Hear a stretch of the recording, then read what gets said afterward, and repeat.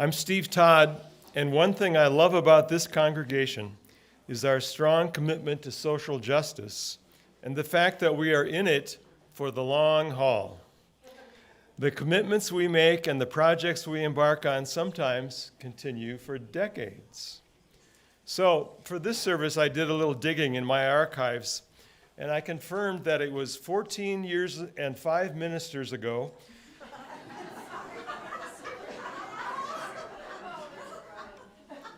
that Reverend Howell Lind gave an Earth Day sermon titled Remaining Incurably Hopeful. And it included a mention that Steve Todd had agreed to chair our church's new environmental ministry efforts, which would have the goal of becoming a UU Green Sanctuary congregation. Now, I can tell you that in that first year, an amazing 28 people joined the Green Sanctuary team, spearheaded by Susan Secord, Heidi Todd, Susie Riederer, Herm Sievering, Sharon Ballou, Don Lilly, Judith King, and the rest. The team wrote a vision and a charter, compiled the list of 10 potential projects, and with Judith's leadership, that Green Sanctuary congregation banner is proudly hung in the Sky Room to this day.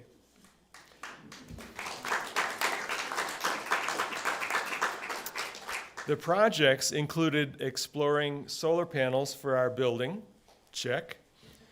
A carbon footprint awareness program, check. Curriculum for adult RE, including a 6-session class that we titled Mitigating Armageddon. Implementing a Sustainable Future, which drew 30 to 40 participants over a 6-week span. We started a vegetable garden on our property, check. A variety of political activism, energy-efficient new windows in the education wing, community outreach, and having a green spirit ongoing worship theme on a regular basis, check. And now, some 150 planning months later, our climate action ministry team is still meeting and will be hosting an exciting new electric vehicle fair on May 6th, which I'll say a bit more about in a second. So, welcome to this Unitarian Universalist Church of Boulder. And indeed, I want to extend a very warm welcome to everyone here and joining us on YouTube on this Earth Day celebration 2023. If you are joining us online, please fill out a visitor form in the link in the description, because we would love to be able to connect with you. Some of us are bringing our best selves to this space, and some of us are bringing our struggling selves on any given Sunday. All of us are welcome here, and all of us are loved. Some of us already have open hearts. Some of us aren't quite there yet, because our hearts have gotten a little beat up this week, and maybe we've forgotten how to trust and be open. Your heart is welcome here. No matter how bruised, we welcome you among us. All of us are imperfect, but we're here to drop our defenses and trust that what happens in worship is powerful and life-giving. And together we affirm that this day and our being together can make each of us braver, more compassionate, and wiser than when we woke up this morning. We welcome you here.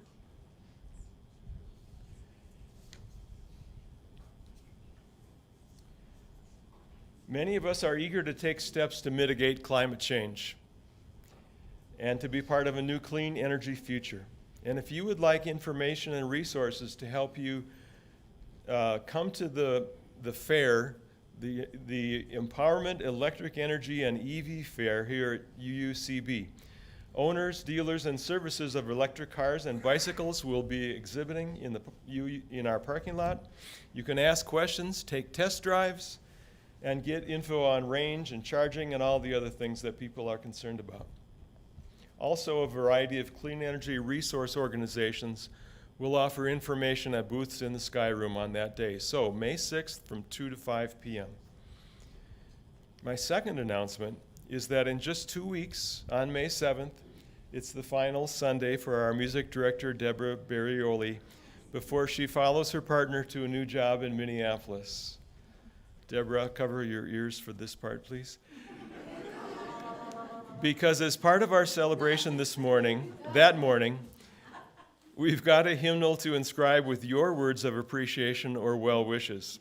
And it'll be circulated during the service, and it'll be in the Sky Room afterwards. So please find that and write a note of thanks for Deborah. And finally, our last announcement, our annual meeting is only 4 weeks away on May 21st. This year, come early, because at 10 a.m., the staff team will host a pancake breakfast as a thank you to everyone in the congregation for such a great year. They're actually going to be making pancakes. And during our annual meeting this year, for the first time, Rachel, our RE director, will be hosting a kids' annual meeting with food and games. So if you have a beanbag toss or hula hoops, please let Reverend David know after the service.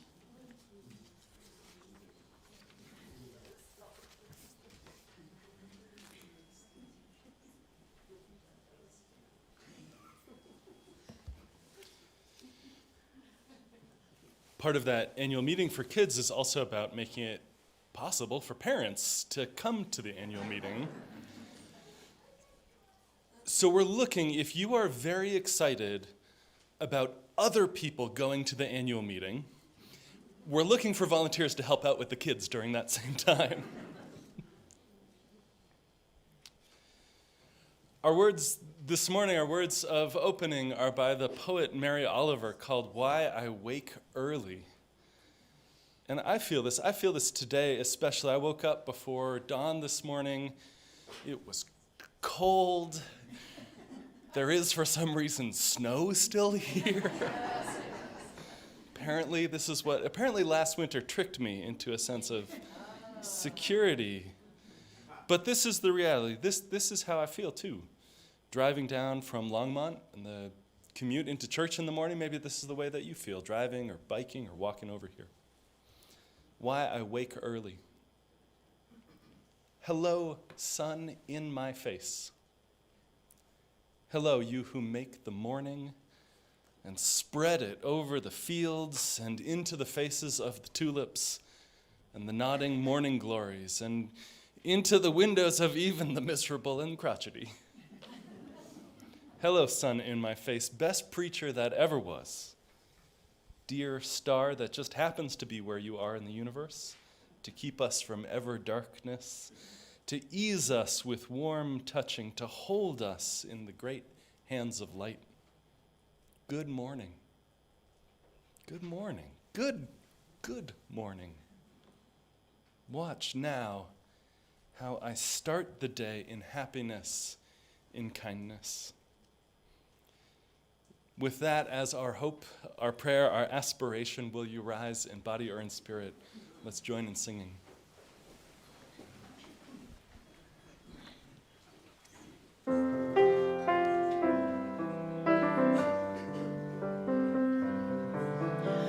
For the earth forever turning, for the skies for every sea, for our lives, for all we cherish.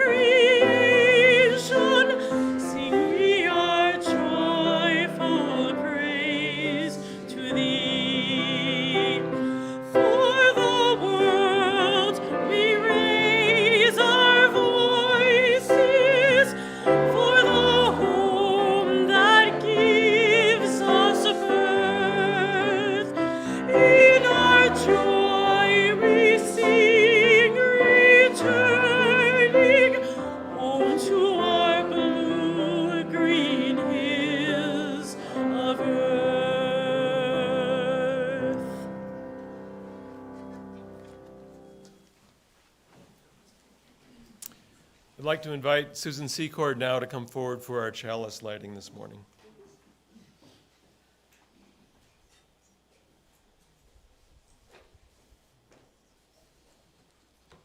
Good morning. So this morning I wanted to share my journey to becoming, sorry, I just messed things up here. Okay. To becoming a climate activist and the importance of the UUCB Climate Action Ministry in my life. I vividly recall attending the screening of Al Gore's Inconvenient Truth back in 2006. As I walked out of the Village Theater on Arapahoe Ave, somebody remember that? With my elderly parents who were visiting, my husband Chris, and our son who was then 15 years old, we were all very subdued as we reflected on the predictions that Gore's film was making about the future impacts of climate change on our planet. At that point, I didn't expect to see many of those impacts in my own life, but I was really concerned about our son and the future generations. 2 years later, in 2008, Chris and I were traveling in Tanzania, and we were surprised actually to hear many people there speak with great concern about global warming, much more than in the US. They were already seeing the impacts of severe drought on their crops and torrential rains that resulted in extreme erosion. 2 years after that, in 2010, Chris and I visited Belize to experience their beautiful coral reefs. Already there was evidence of coral bleaching caused by the acidification of the ocean as it absorbed CO2 from the air. Some parts of the reefs were already dying and seagrasses had expanded into those areas. It was then that I became aware that the ocean's coral reefs are the home to over a quarter of sea life and that over 1 billion people depend on them for food and their livelihoods. Climate scientists predict that if global heating continues at the rate it is going, that the ocean's reefs will essentially be gone by 2050. So very sobering. It was through these experiences that I realized that our beloved Earth was warming at a rate that would actually impact me and everyone currently alive. So a couple of years later, a small group of us came together at UUCB to discuss what we could do as a faith community to address this existential crisis. Our group actually spent several months deciding on our direction, and we came up with this vision statement. We envision a world where the climate change crisis is solved. That was bold. But how could we limit our vision to anything less? Our mission has been to focus on actions with broad global impact and to work in partnership with other groups to provide leadership to influence public opinion and affect change in public policies that decrease greenhouse gas emissions in the Earth's atmosphere and increase the use of renewable energy, and also to promote awareness of sustainability practices at an individual and societal level. So for the past 11 years now, we have been following this vision and mission. And during this time, it has become even more evident that climate change is here, and we're already feeling its impacts in Colorado. Extreme weather events, think about the 2013 floods. Year-round wildfire seasons, think about the Marshall Fire of December 2021, followed just 3 months later by the NCAR fire. Drought in the Southwest, pine beetle kill, early snowmelt and runoff, and of course, extreme heat. It's very easy to spiral into despair about the state of our planet, but what has kept me going over the last 11 years is taking action on behalf of the Earth in community with others. For me, taking action in community is vitally important to staying resilient and even hopeful in these challenging times. In fact, Buddhist writer Joanna Macy calls this having active hope. So the UUCB Climate Action Ministry has been a special source of active hope for me, and I so appreciate everyone in this church who have been on this journey with us in whatever way you could join in. Thanks to those who have attended our many educational programs about the impacts of climate change and solutions that work. Thanks to those who have shown up at rallies, spoken at public hearings, or helped turn out the vote. Thanks to those who have written or called our members of Congress to urge them to take action on behalf of the climate. And thanks to all who supported the divestment from fossil fuels in our endowment fund. Thanks to all of those who have made changes in your personal lives, from eating a more plant-based diet to reducing your personal use of fossil fuels in your home and transportation. And thanks to those who have joined or are financially supported the Citizens Climate Lobby, our partner organization, which is dedicated to passing powerful national climate legislation. And we know there is so much more to do. Being active in community with others, we are working towards the common vision of solving the climate crisis. It allows me to stay hopeful. Action truly is the antidote to despair. I want to take this opportunity to thank my fellow members of the current UUCB Climate Action Ministry. And our membership has changed over the years for sure. And I'm going to ask them to stand. So Heidi Todd, and some may actually be in the kitchen, so I don't know if they're going to be here. So Heidi Todd, Tim Bailey, Ginny Black, Jim Dimmick, Carrie Ray, and our newest members, Rachel Peterson and Amy Mitchell. And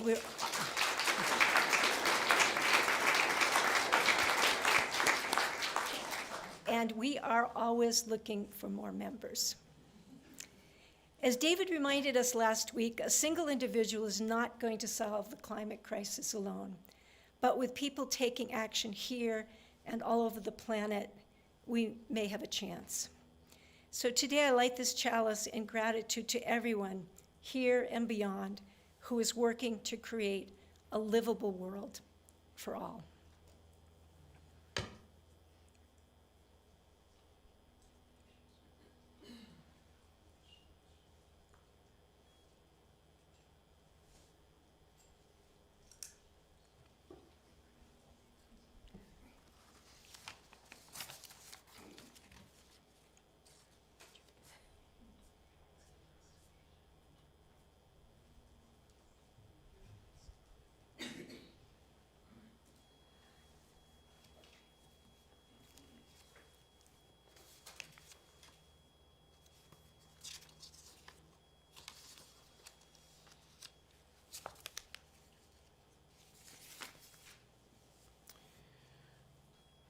We are not bound together by a creed, a specific list of things we all believe exactly the same way. We are united by shared values expressed in our 7 principles and by the commitments we make to each other about what creates this community. To name that commitment, will you join together in person and online and speak our covenant aloud as one? Please stand. We gather in fellowship to speak truth to each other, to reach out and touch one another, to care with each other, and to seek the truth divine. So be it.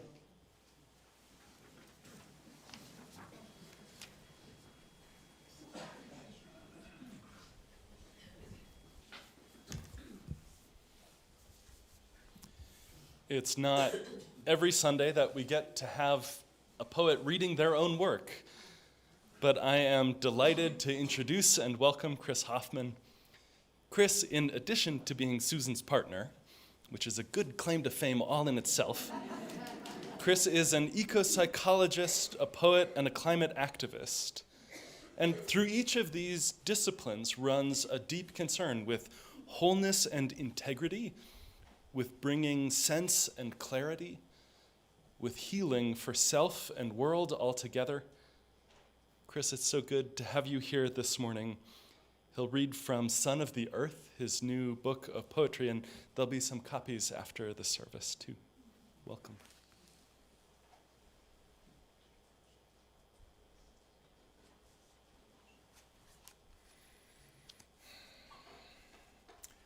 Getting down to work. This is inspired by the wisdom from the Haudenosaunee, or Iroquois people. As we gather here together, may we be mindful that we all have limited lifespans and energies, that every one of us desires happiness for ourselves and for those we love. that despite our powers, we are utterly dependent on the well-being of the earth, our home, on her soils, her waters, her green life forms, and all her other creatures. May the wisdom of the four directions steady our thoughts. May the inner light of high promise inspire us. May the work we engage in today be worthy of blessing from our ancestors and be a source of eternal gratitude from our descendants. With full awareness of our imperfections, we make our hearts and minds as one to honor the web of trustful relationships that holds us together as a people. Now, let us work to create the simple beauty of what is needed.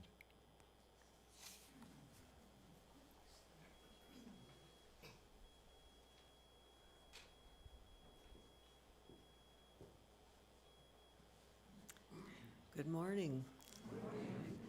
I'm Heidi Todd, and as you know, I'm part of CAM, the Climate Action Ministry. And this morning, I would like to share with you one of my favorite meditations. And like a lot of you, I sometimes feel powerless in the face of climate change. Still, I believe that through action, we can replace despair and apathy with hope and energy. And what do I mean by action? Could be something as simple as making some household changes, joining a demonstration, or taking some political action, or doing a simple restorative meditation to kind of boost yourself for the work ahead. Acting together can empower us and multiply our results. And our spiritual practices also are vital actions that can renew us. Practicing together, as we are in this room, can magnify our energy. This morning I offer a meditation inspired by the ancient Chinese practice of Qigong. This practice aims to circulate life energy, which the Chinese call qi, through the body, aided by simple movements. Qi is the ultimate renewable energy. The free movement of qi brings health, balance, and energy to the body, mind, and spirit. So let us join together now in the spirit of meditation and prayer. So sit comfortably with your spine long and your shoulders relaxed. If you wish, you can allow your eyes to close. Let your breath flow naturally in and out of your body. Let your hands rest relaxed in your lap.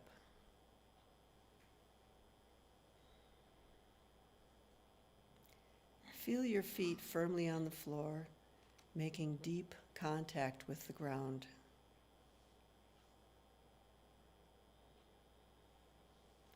Imagine your feet being deeply rooted into the nurturing earth, which is our mother.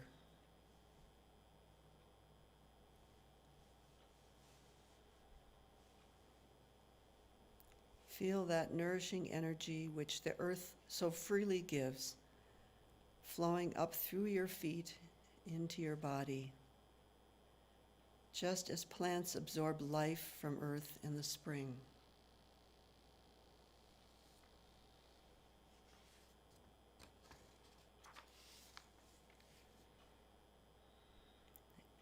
As you inhale, lift your hands up in front of your body, palms facing you, drawing the earth's energy up to your head. And then as you exhale, let your hands float down as qi cascades back down to your feet in the earth, completing the cycle. In this way, continue circulating qi at your own pace with your breath and this small, simple movement. Feel how the life energy moves, builds, and fills your being.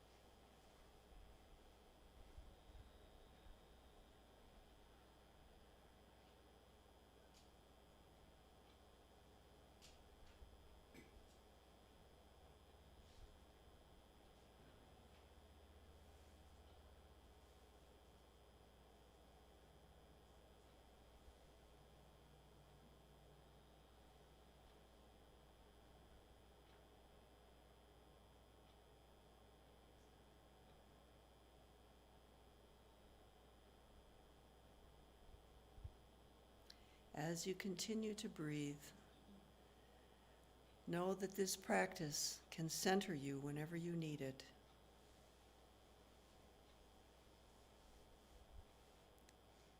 Know that all actions, all practices that serve life and love are worthy and empowering.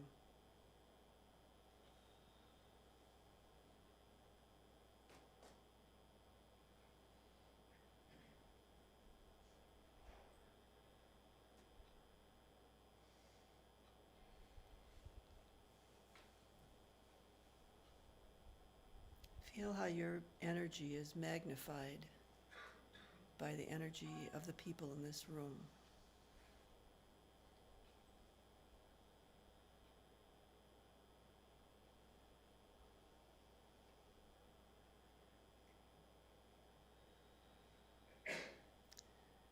Now give thanks to the earth which sustains you and all life.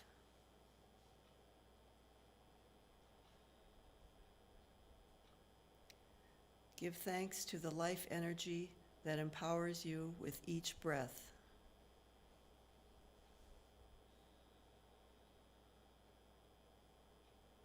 Give thanks to this community to which you belong.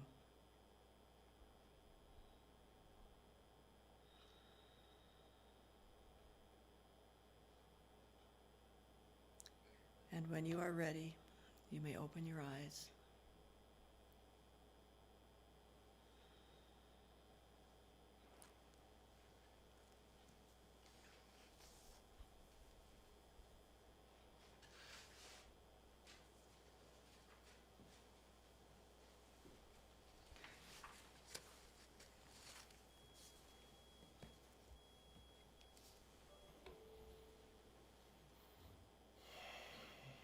Our hearts are made to move.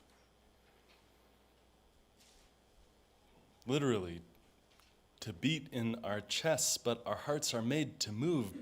Metaphorically, too, our hearts are made to open, to feel the sorrow that breaks them, to feel the joy that bursts them. The fact is, for so many of us, we work carefully not to let our hearts be moved. For some of you, there were people in your life, there were childhoods, there were jobs, there were places and spaces and communities where it wasn't safe to let your heart be moved, where you needed to stay carefully composed, where the safe thing, the way to protect yourself, was for your heart to remain very, very still.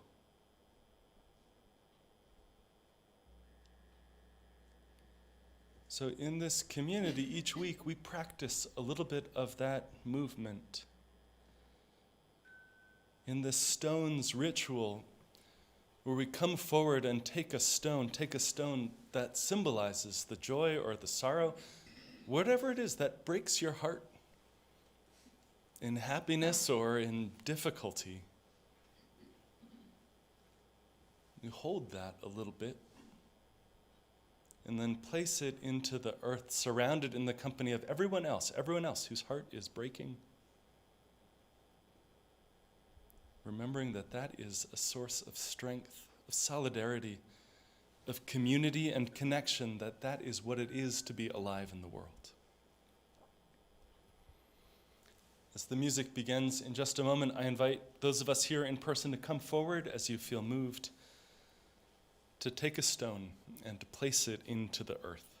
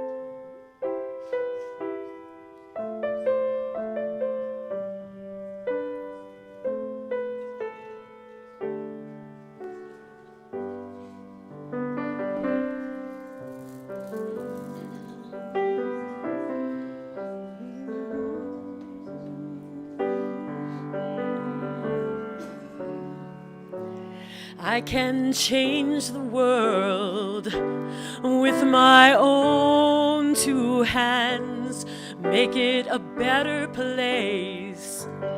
With my own two hands, make it a kinder place. With my own two hands, with my own two hands. And make peace on earth with my own two hands. I can clean up the earth with my own two hands. I can reach out to you with my own two hands, with my own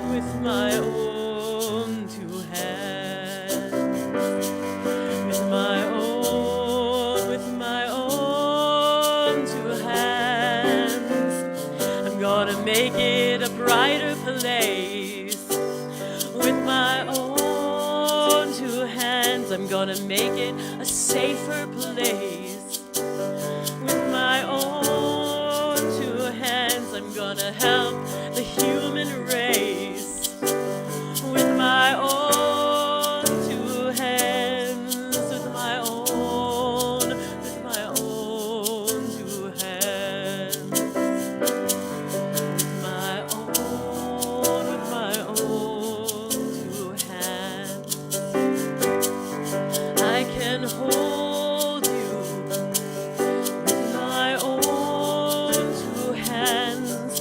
I can comfort you with my own two hands. But you gotta use your own two hands. Use your own two hands. Use your own two hands. With our own two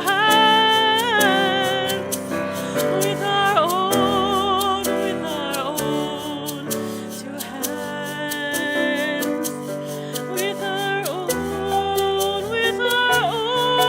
two hands. With our own two hands.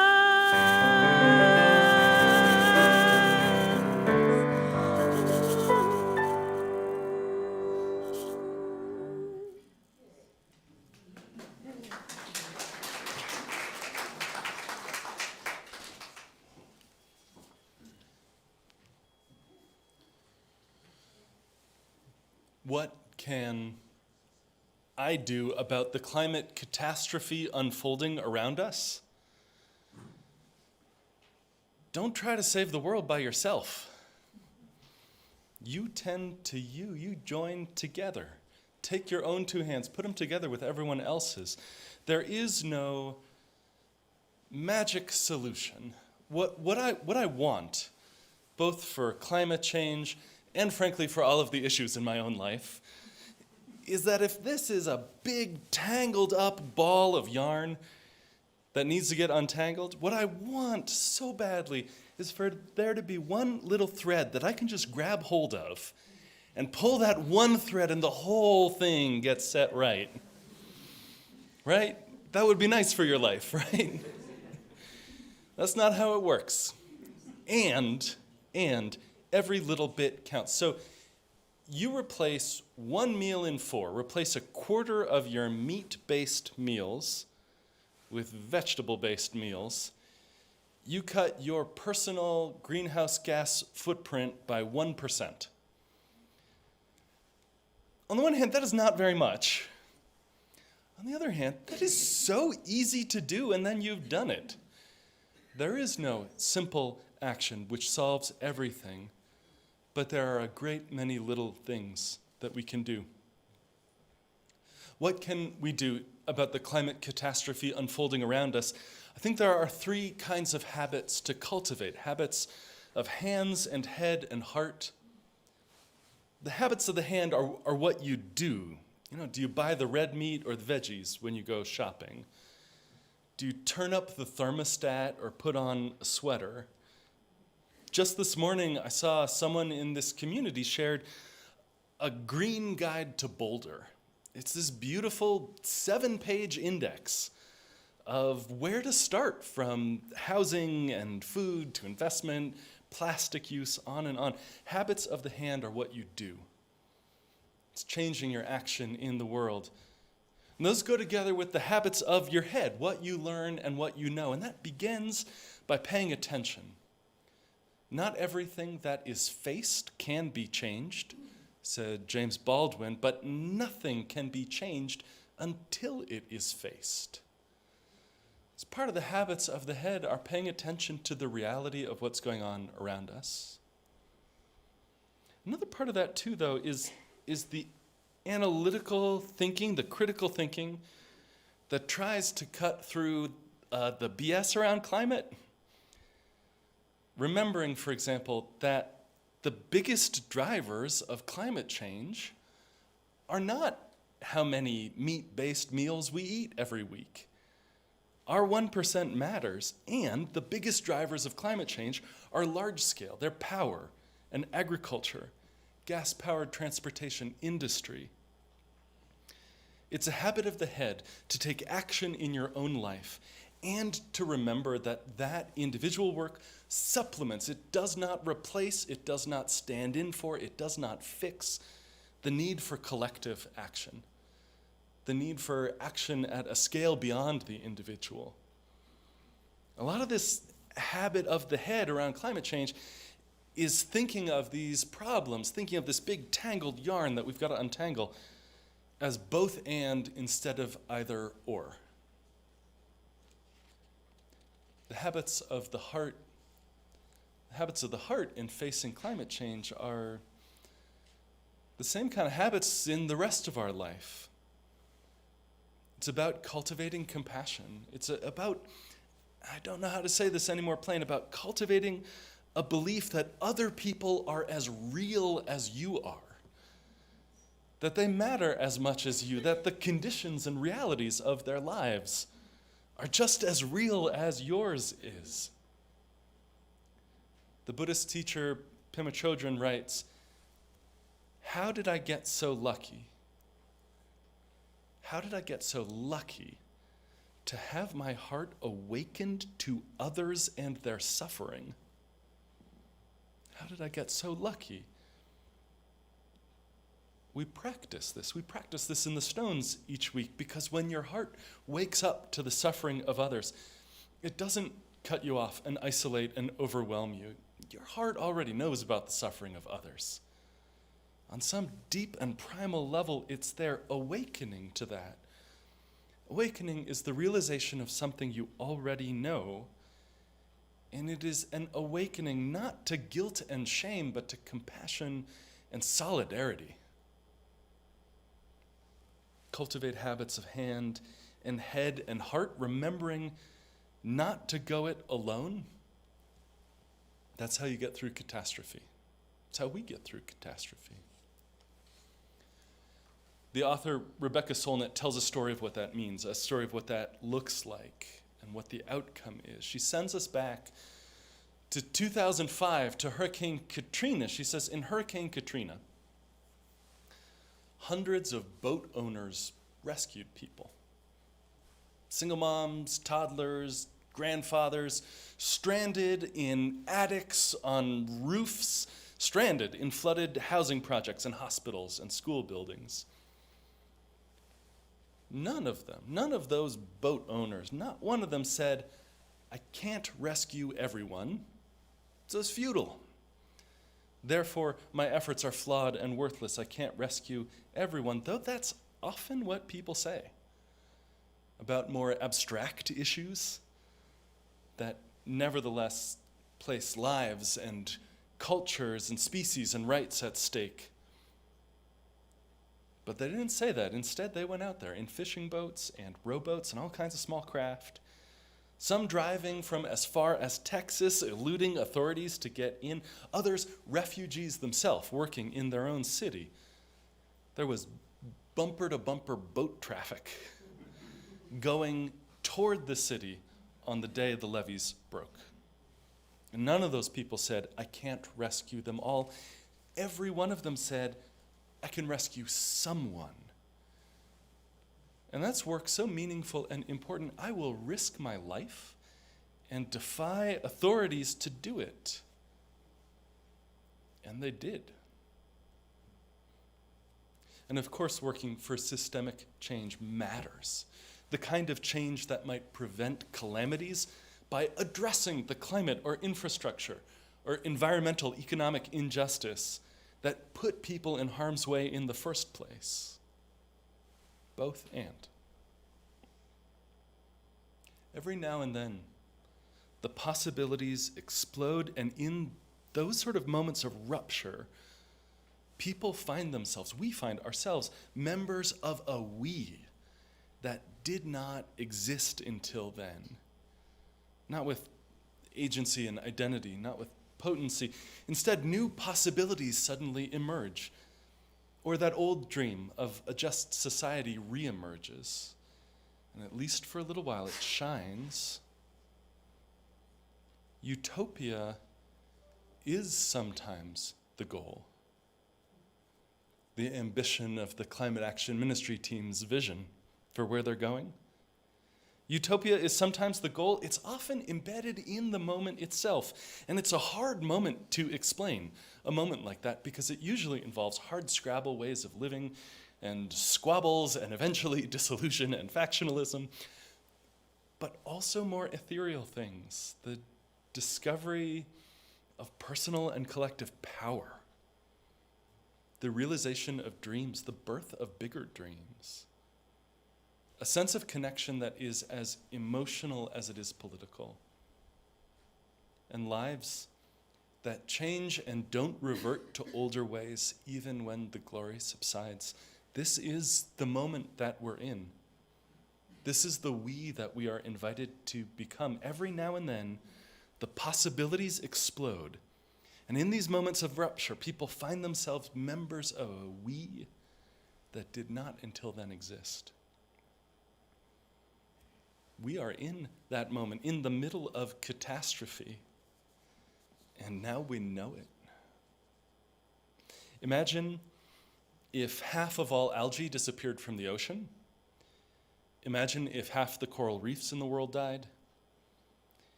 Imagine if half of all animal species disappeared on land, and half of all species in the ocean, all fish were gone.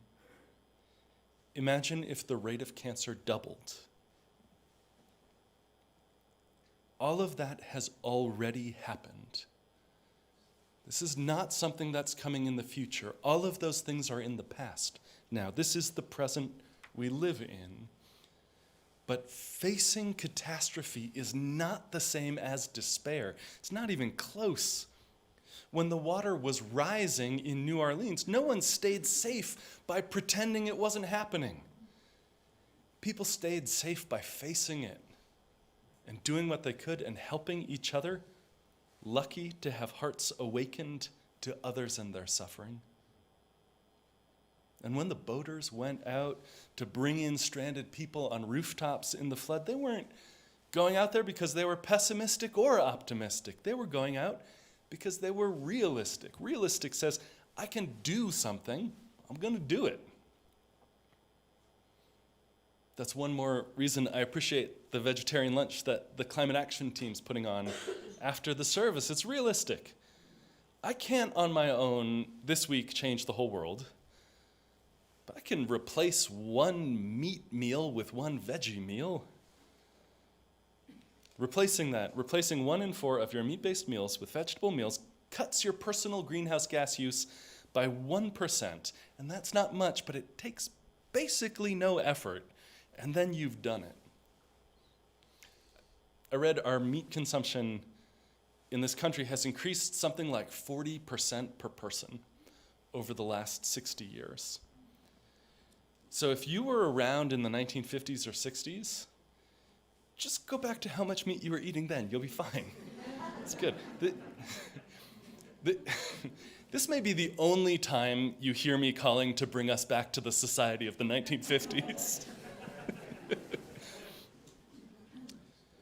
There's a statement attributed to a Hopi elder, attributed to them, who says, the world's like this.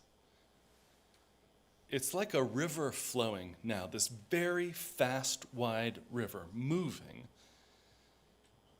And seeing that thing, people are afraid, trying to hold on to shore, feeling like they're being torn apart by this pull of the river into the future, while they're trying to hold tight to everything they know, to the way the lives and the world has been all the way up to this point, and being torn by that. But the river has a destination.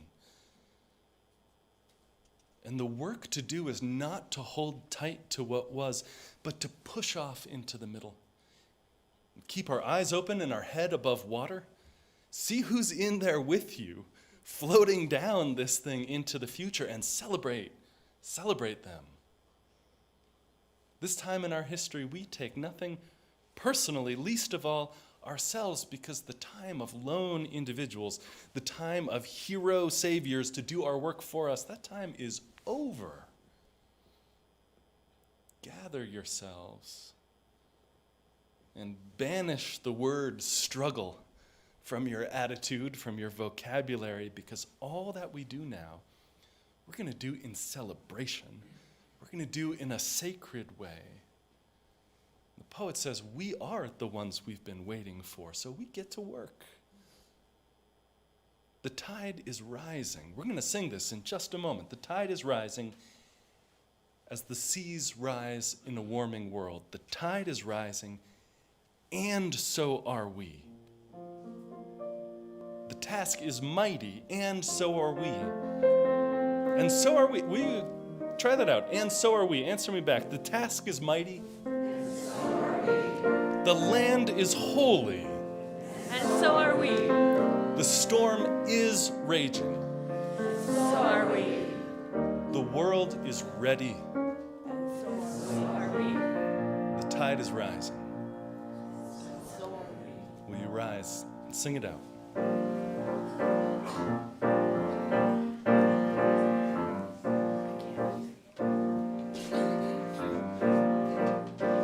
The tide is rising, and so are we. The tide is rising, and so are we. The tide is rising, and so are we.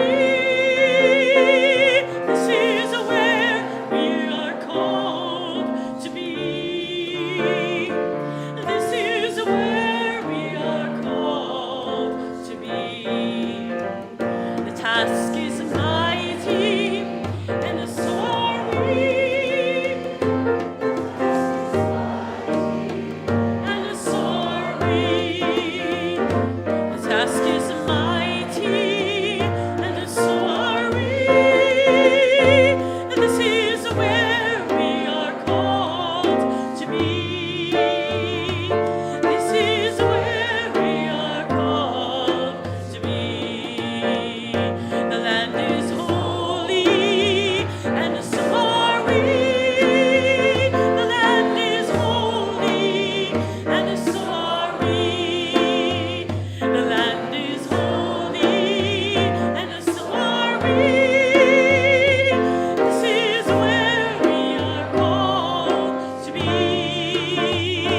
This is where we are called to be. The storm is raging, and so are we. The storm is raging, and so are we. The storm is raging, and so are we. This is where we are called to be. This is where we are called to be.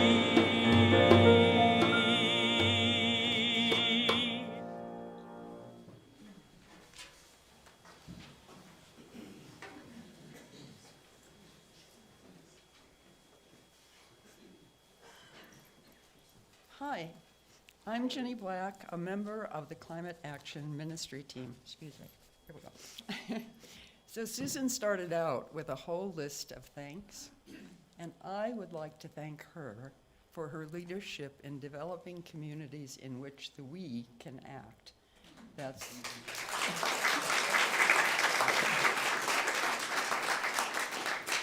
Thank you. This month is Earth Month, and we are most appropriately sharing our plate with the Agrivoltaic Learning Center at Jack's Solar Garden, located right here in Boulder County in the southeast part of Longmont on Highway 95. The Learning Center is a hub of working on both natural and technical means that will lead to a more abundant future and help address climate change. There are many partners involved, and we are going to hear from several of them in a short video in just a minute. Byron Komanek, owner at the Solar Garden and founder of the Learning Center. Meg Callie, executive director of Sprouts City Farms, the group that is growing food under the panels for the community and for research. And Jordan Macknick from the National Renewable Energy Lab, who is leading studies on how conditions under the panels can be optimized for both plant growth and plant efficiency.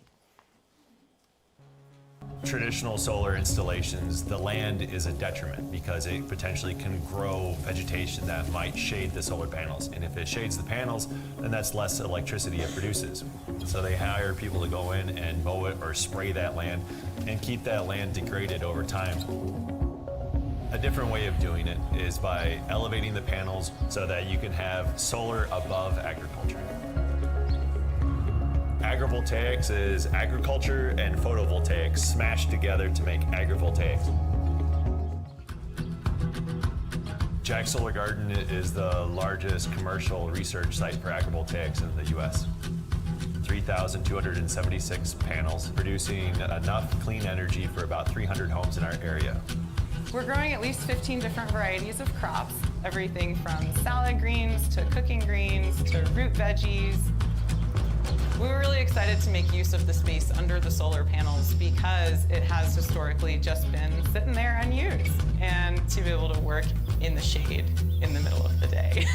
I think that could have really long-term benefits for farm worker health. We feel like there's so many benefits.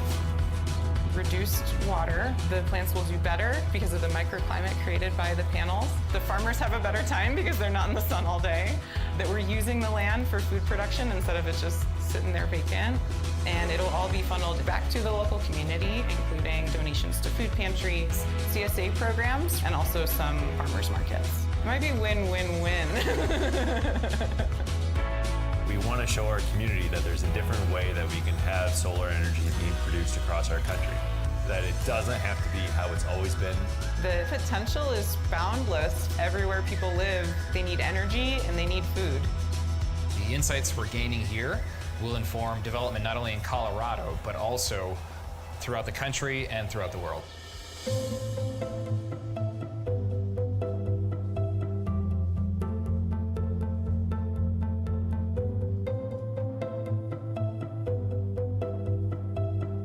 We need bigger change. We need it from our policymakers. We need it from the solar developers. We need it from landowners.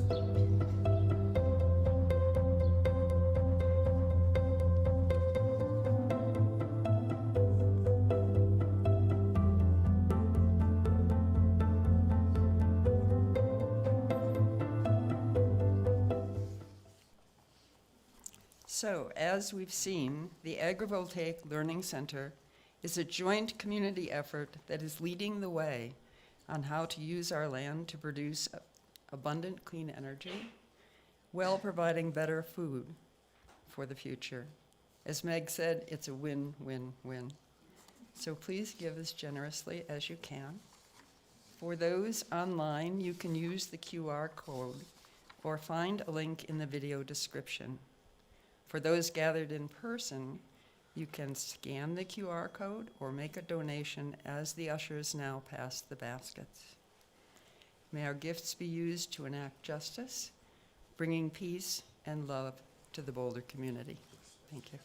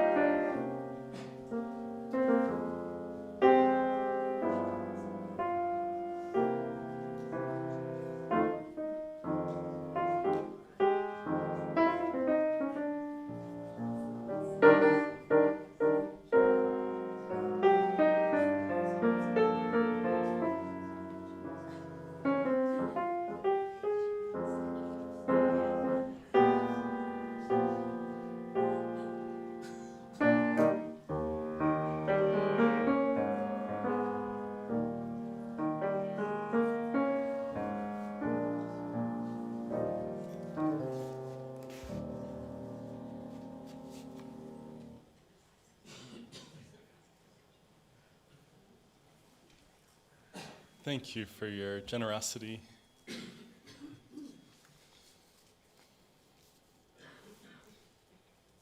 In the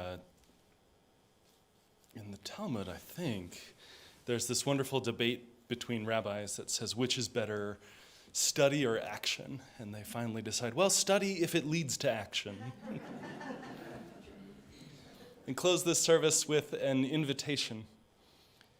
Eating less meat and more plants is one of the most effective things we can do immediately in our own lives to help stop climate change.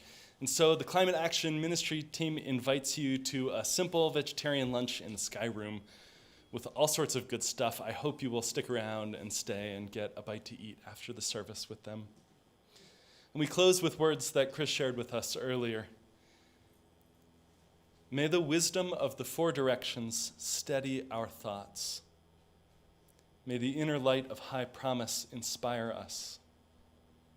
May the work we engage in today be worthy of blessing from our ancestors and be a source of eternal gratitude from our descendants. With full awareness of our imperfections, we make our hearts and minds as one, to honor the web of trustful relationships that hold us together as a people. Now let us work to create the simple beauty of what is needed. Amen. Will you rise in body or spirit? We'll close in song.